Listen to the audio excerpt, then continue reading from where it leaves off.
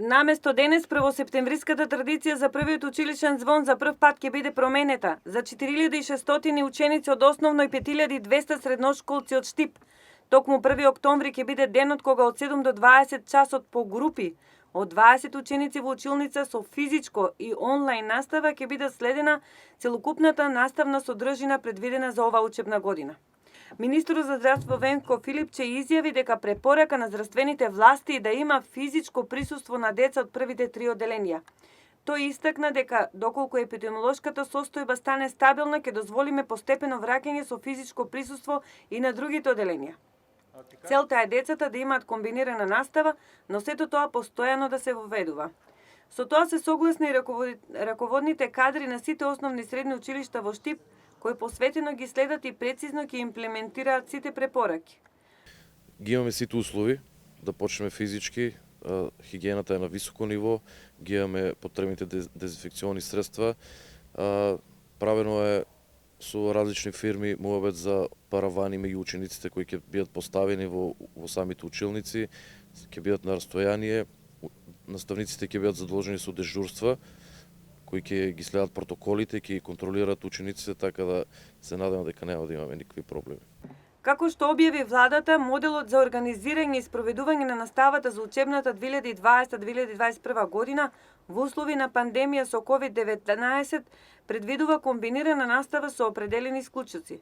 Задолжително физичко присуство на учениците од прво до трето одделение опфаќа и исклучоци за оние ученици за кои родителите ќе наведат прифатливи причини за нивните деца да биде организирана онлайн настава. Таков е случајот со основното училиште Страшо Пинџур во Карбинци и Славејко Арсов, каде поради малиот број на ученици се исполнети сите услови за одржување на настава со физичко присуство. Овие училишта се само едни од 340 училишта во Република Северна Македонија кои поради одлив на ученици или намален прираст имаат мал број на ученици во одделение и ги исполнуваат условите за физичко присуство. Останатите 350 основни и средни училишта мора да ги делат учениците во смени и да се поставуваат дежурни наставници кои дословно ќе ги следат и спроведуваат протоколите. Протоколите важат веќе месеци уназад, од јуни па навака. Советите се тие, значи носење маска, држење растојание, хигиената во училиштето ќе повторно на високо ниво, се одржува секој ден без разлика што наставниците се поделени по групи доаѓаат на работа, не сме сите заедно во училиштето, да не се групираме. Точно имаме градежни активности, се реновираше една училница, добивме уште една нова училница за потребите во вакви услови, меѓутоа ние имавме потреби претходно. Дворот се реновира, значи оградата ќе биде комплетно сменета, ја чекаме фирмата, во завршна фаза е. Ќе биде затворен дворот за безбедност на учениците. Тоа е за оваа година, од октомври ќе видиме натаму што следува.